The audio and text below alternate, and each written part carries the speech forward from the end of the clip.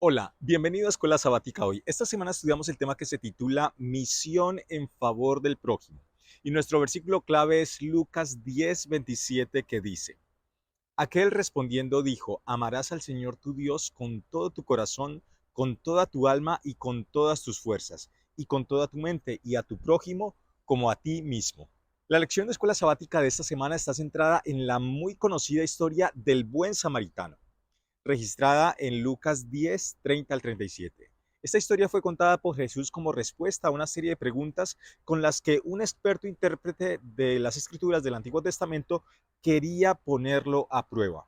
Este diálogo empieza con una gran pregunta, ¿haciendo qué cosa heredaré la vida eterna? En Lucas 10:25. Esta es la pregunta más importante que como creyentes podemos hacernos. Esta pregunta nos muestra que este intérprete de la ley estaba convencido de que había una vida más allá.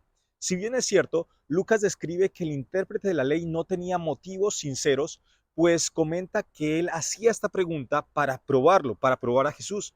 Cristo Jesús interactuó con esta pregunta, sin embargo, respetando a esta persona que le formulaba la pregunta. Jesús vio esta pregunta como una oportunidad para iluminar el entendimiento tanto de este intérprete como de la audiencia más grande que presenciaba este diálogo. Esto nos muestra una lección de cómo podemos interactuar con todas las personas con respeto y aprovechar incluso aquellas preguntas difíciles o capciosas como una oportunidad para la misión. Lo cierto es que muchas personas, a pesar de su escepticismo inicial, pueden ser alcanzadas también. Aunque las preguntas que hagan las personas de una religión diferente, personas agnósticas o personas ateas, parezcan desafiantes o provocadoras, estas personas todavía tienen una gran necesidad y hay que tratar de satisfacer su curiosidad o anhelo lo mejor posible. Esta pregunta, haciendo qué cosa heredaré la vida eterna, sin embargo, como ya lo hemos dicho, es una pregunta esencial para las personas creyentes. De alguna forma u otra, todas las religiones lidian con esta pregunta. El apóstol Pablo alude al tema de la vida eterna de manera muy contundente al decir en 1 Corintios 15, 30 al 32, que si no hay resurrección de los muertos, entonces no importa lo que se haga en esta vida. Si no hay vida eterna, como dijeron algunos, comamos y bebamos, que mañana moriremos. Esta es la actitud que toman aquellos que han perdido la certeza de que Dios existe, los que no creen que hay una vida después de esta existencia terrenal o una recompensa. Pero los demás que sí creemos en una resurrección para vida eterna, este diálogo, esta historia del buen samaritano es de suma importancia. Leamos cómo Jesús comienza a responderle en Lucas 10:26. Él le dijo, ¿qué está escrito en la ley? ¿Cómo lees? Jesucristo, en lugar de contestarle directamente, le devuelve la pregunta. En realidad son dos preguntas que parecen la misma, pero que tienen una sutil diferencia. La primera pregunta lo lleva al texto de las Escrituras para que vea lo que está allí en el texto. La segunda pregunta enfatiza más en el aspecto de la forma en que se lee o interpreta ese texto. Lo cierto es que ambas preguntas con las que responde Jesús resaltan la importancia de leer por nosotros mismos la Biblia. Es algo que no podemos delegar a líderes religiosos, pastores o maestros. Nosotros mismos necesitamos tomar tiempo para estudiar y meditar en las escrituras. La respuesta que entonces da el intérprete es correcta en teoría, pero Jesús lo confronta con la práctica y por eso se cuenta la historia del buen samaritano cuando el intérprete de la ley quiere escabullirse por los detalles, perdiendo la esencia del mensaje. En este video vamos a ver tres aspectos importantes de este pasaje. El primero, el amor vivo, esencial para la salvación. El segundo, por qué es más fácil teorizar el amor a Dios. Y el tercero, ¿quién es mi prójimo? Vamos con el primer punto, el amor vivo esencial para la salvación. Leamos lo que dice Lucas 10, 27 y 28. Aquel respondiendo dijo, amarás al Señor tu Dios con todo tu corazón, con toda tu alma y con todas tus fuerzas y con toda tu mente, y a tu prójimo como a ti mismo. Le dijo, bien has respondido, haz esto y vivirás. El intérprete había contestado bien la pregunta de Jesús. Amor a Dios y amor al prójimo eran esenciales para la salvación. Pero entonces Jesús le presentó un desafío. Haz esto y practícalo. Así como para el intérprete, para la mayoría de nosotros, no es dar la respuesta correcta a lo difícil, sino practicarla. Allí está el meollo del asunto. Para que el amor sea real hay que hacer un esfuerzo por demostrar ese amor en un compromiso total. espíritu, alma y cuerpo en obediencia a Dios y respetando y ayudando al prójimo. Leamos lo que dice Santiago 2, 17 al 22 también. Así también la fe, si no tiene obras, está completamente muerta. Pero alguno dice, tú tienes fe, yo tengo obras, muéstrame tu fe sin tus obras y yo te mostraré mi fe por mis obras. ¿Tú crees que Dios es uno? Bien haces, también los demonios creen y tiemblan. Pero ¿quieres saber, hombre vano, que la fe sin obras es muerta? ¿No fue justificado por las obras Abraham, nuestro padre, cuando ofreció a su hijo Isaac sobre el altar? ¿No ves que la fe actuó juntamente con sus obras y que la fe se perfeccionó por las obras? Este versículo habla de que la fe sin obras está muerta y esto mismo podríamos decir del amor. El amor sin obras está muerto. Es cierto también que otros versículos describen el amor como una experiencia mucho más amplia que solo acciones o comportamientos. Por ejemplo, en 1 Corintios 13 se describen varias acciones como dar bienes a los pobres, predicar el evangelio o incluso entregar la vida misma, y se dice que estas acciones pueden ser realizadas sin amor.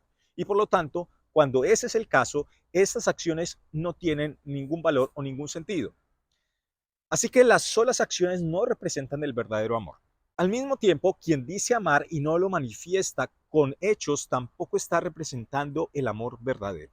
Es interesante que Jesús le diga al intérprete de la ley que está en lo correcto al decir que para heredar la vida eterna lo que debe hacer es amar a Dios y amar al prójimo. Lo interesante de esto es que esto parece contradecir la enseñanza bíblica de que la salvación es por la gracia y en los méritos de Jesús, solamente por la fe.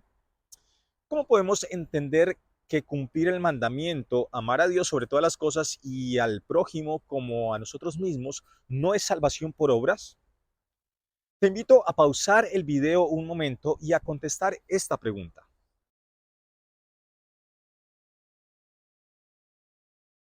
Desde mi punto de vista, hay dos aspectos que nos ayudan a ver que no hay una contradicción aquí. En primer lugar, yo creo que en este diálogo Jesús toma como punto de partida el lugar donde estaba el intérprete de la ley, es decir, la posición de estar centrado en el comportamiento o en las acciones, pues su pregunta se refería a lo que podía hacer para heredar la vida eterna. Jesús toma su posición y desde allí le impulsa a ver cuán lejos estaba de cumplir el estándar que él mismo había establecido en su interpretación de las escrituras.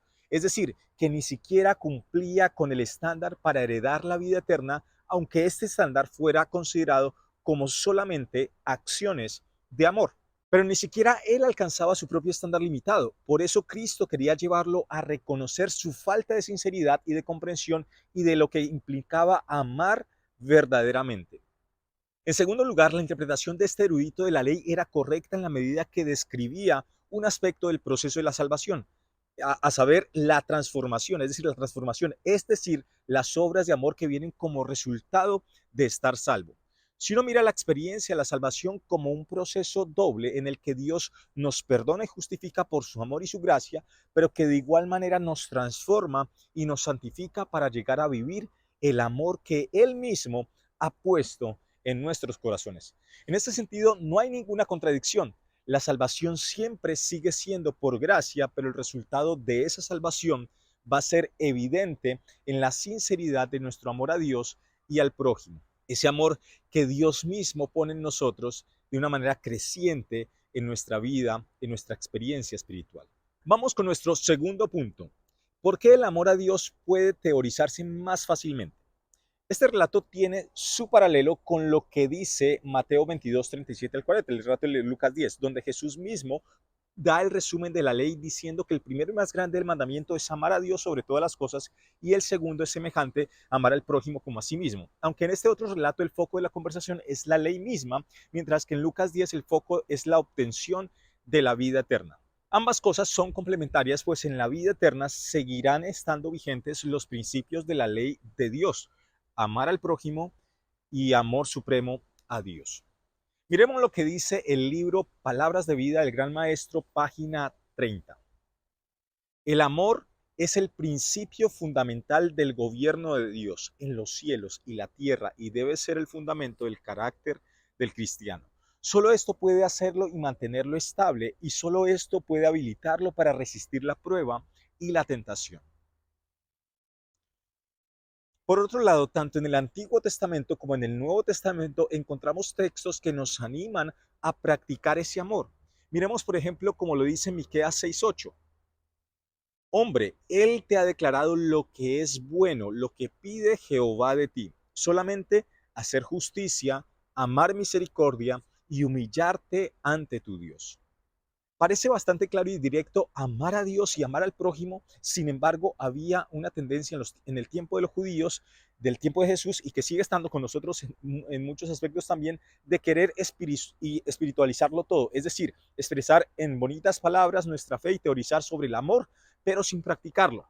Porque muchos asuntos que tienen que ver con la experiencia espiritual pueden correr ese riesgo, pero especialmente la devoción a Dios o el profesar amor hacia Dios puede caer en el ritualismo vacío. Y como no vemos con los ojos físicos a Dios y podemos ignorar dentro del ritualismo, rutinas religiosas a Dios, entonces podemos estar engañándonos de que amamos a Dios cuando en realidad no lo estamos haciendo. Leamos lo que dice Primera de Juan 4, 20 y 21.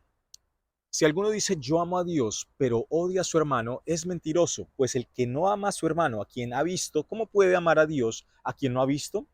Y nosotros tenemos este mandamiento de él: el que ama a Dios, ame también a su hermano. Este versículo nos confronta profundamente. Decir que amamos a Dios no significa nada si no amamos al prójimo. Amar a Dios va junto a amar al prójimo. Estas dos experiencias son inseparables, porque de cierta forma Dios está presente en el prójimo, pues él o ella ha sido creado o creada a imagen de Dios también, al igual que tú y yo. Mira lo que dice Testimonios para la Iglesia, tomo 2, página 24. Las buenas obras son el fruto que Cristo quiere que produzcamos: palabras amables, hechos generosos, de tierna consideración por los pobres, los necesitados, los afligidos. Cuando los corazones simpatizan con otros corazones abrumados por el desánimo y el pesar, cuando la mano se abre en favor de los necesitados, cuando se viste al desnudo, cuando se da la bienvenida al extranjero para que ocupe su lugar en la casa y en el corazón, los ángeles se acercan y un acorde parecido resuena en los cielos. Todo acto de justicia, misericordia y benevolencia produce melodías en el cielo. El Padre, desde su trono, observa a los que llevan a cabo estos actos de misericordia y los cuenta entre sus más preciosos tesoros. Y serán míos, dice Jehová de los ejércitos, en aquel día cuando reúna todas mis joyas. Todo acto misericordioso realizado en favor de los necesitados y los que sufren es considerado como si se le hubiera hecho a Jesús mismo. ¿Qué tan práctico es tu amor por Dios? ¿Se ha quedado tu experiencia espiritual estancada solo en declaraciones vacías? ¿Cómo conectar con otras personas puede ayudarte a salir de ese estado? Vamos con nuestro tercer punto. ¿Quién es mi prójimo? Leamos lo que dice Lucas 10:29. Pero él, queriendo justificarse a sí mismo, dijo a Jesús: ¿y quién es mi prójimo? Así somos muchos de nosotros. Cuando las cosas son claras y sencillas, queremos darle la vuelta y complicarlas más para justificar quizás nuestra falta de compromiso y nuestra falta de sinceridad. Si cumplir algo, practicar algo no es tan fácil, entonces tenemos la excusa para no hacerlo. Entonces Jesús le cuenta esta historia para responder esta pregunta con la que el intérprete quería escabullirse. Leamos lo que dice Lucas 10, 30 al 35. Respondiendo Jesús dijo: un hombre que descendía de Jerusalén a Jericó cayó en manos de ladrones, los cuales lo despojaron, lo hirieron y se fueron dejándolo medio muerto. Aconteció que descendió un sacerdote por aquel camino y al verlo pasó de largo. Asimismo un levita, llegando cerca de aquel lugar, al verlo pasó de largo. Pero un samaritano que iba de camino vino cerca de él y al verlo fue movido a misericordia. Acercándose, vendó sus heridas, echándole aceite y vino, lo puso en su cabalgadura, lo llevó al mesón y cuidó de él. Otro día al partir sacó 2 denarios, los dio al mesonero y le dijo: cuídamelo, y todo lo que gastes de más yo te lo pagaré cuando regrese. Cristo escoge los personajes para esta historia intencionalmente para que capte la atención del intérprete de la ley: un sacerdote, un levita, un judío común, el hombre que había sido víctima del robo, y un samaritano, quien finalmente le da ayuda. Para el intérprete de la ley existía una jerarquía de valor en todas las personas que estaban una jerarquía que todas las personas estaban sujetas. Así un sacerdote era muy importante, un levita un poco menos, el judío común un poco menos, y el samaritano estaba por debajo de todos los personajes de esta historia. El intérprete quizás se colocaría en esta escala de valor muy cerca de la posición del levita, ciertamente por encima del judío común y del samaritano. Desde su perspectiva, solo era considerado su prójimo aquel que estaba en una posición de igual o mayor importancia a la suya. Pero Cristo Jesús le cuenta esta historia para que se dé cuenta que todas las personas tienen el mismo valor, que al final estas jerarquías no tienen importancia cuando hay un momento de necesidad y ante Dios totalmente no tiene ninguna importancia. Miremos lo que dice el deseado de todas las gentes, página 464. Así la pregunta, ¿quién es mi prójimo?, está para siempre contestada. Cristo demostró que nuestro prójimo no es meramente quien pertenece a la misma iglesia o fe que nosotros. No tiene que ver con cuestiones de raza, color o clase social. Nuestro prójimo es toda persona que necesita nuestra ayuda. Nuestro prójimo es toda alma que está herida y magullada por el adversario. Nuestro prójimo es todo aquel que pertenece a Dios. En resumen, la persona que ignora las jerarquías es aquella que puede hacer bien. Aquel que se consideró igual a los demás y en especial igual al necesitado fue el que ejerció el bien en favor de la víctima. Por otra parte, aunque la pregunta es contestada desde este aspecto general al decir que nuestro prójimo son todas aquellas personas que necesitan nuestra ayuda, es interesante notar el giro sutil que Cristo le da a la pregunta. Leamos lo que dice los versículos 36 y 37. Lucas 10, 36 y 37. ¿Quién pues de estos tres te parece que fue el prójimo que cayó en manos de los ladrones? Él dijo, el que usó de misericordia con él. Entonces Jesús le dijo, ve y haz tú lo mismo. Es decir, la reformulación de la pregunta por parte de Jesús pone al necesitado no como quien recibe la oración de si él mismo es prójimo, digno de las atenciones de los otros, sino quien hipotéticamente valoraría quién fue prójimo para él, tácitamente implicando que aquellos que pasaron de largo, al considerarse superiores, han perdido su dignidad de prójimo, su dignidad humana, por decirlo de alguna manera. Algunos de los líderes de la iglesia, pastores, ancianos u otros, quizás no son amables ni prestan ayuda a los necesitados y de hecho las personas no creyentes en algunos casos son notablemente más empáticas y serviciales. ¿Qué significa entonces nuestra fe si no tenemos la mano tendida para las personas necesitadas? ¿Y cómo aprender a reconocer los prejuicios que puede haber en nuestro corazón puede ayudarnos? ¿Qué podemos hacer para mantener siempre presente que el valor de todas las personas es el mismo? Hemos visto tres aspectos importantes de esta historia: el amor vivo esencial para la salvación, el porqué de la tendencia a teorizar el amor a Dios y quién es mi prójimo, quién es nuestro prójimo. En resumen, esta lección quiere llevarnos a reflexionar sobre la importancia de involucrarnos de manera práctica en la misión hacia nuestro prójimo, al ver sus necesidades y ayudar, aunque sea con algo pequeño, para aliviar su dolor. Mira lo que dice Testimonios para la Iglesia, tomo 2, página 24. Hay muchas personas hambrientas, necesitadas y maltratadas en nuestro mundo actual. Tú puedes hacer tu aporte aunque parezca pequeño. No vamos a resolver todos los problemas del mundo antes que Jesús vuelva. No hemos sido llamados a esto, pero hasta ese entonces nuestro trabajo puede ser tan básico como ayudar a algún conocido que no tenga suficiente comida o a un miembro de la iglesia que se enfrenta a la injusticia, incluso a la intolerancia, lo que continúa siendo un problema real en nuestro mundo actual. Antes de despedirnos, quisiera compartir contigo el desafío de esta semana. Comienza a orar diariamente por alguien que sea diferente a ti o incluso por alguien que no te caiga bien personalmente. Y un desafío avanzado: haz una lista de por lo menos 3 nombres de conocidos no adventistas. Identifica sus necesidades emocionales, físicas, sociales y considera cómo puedes suplir personalmente esas necesidades. ¿Qué puedes hacer por ellos de manera práctica durante la próxima semana? Espero que este video te haya servido de motivación y de aprendizaje. Te invito a seguir estudiando la Biblia, a orar y a involucrarte en la misión, y nos vemos en el próximo video de Escuela Sabática Hoy. Que Dios te bendiga.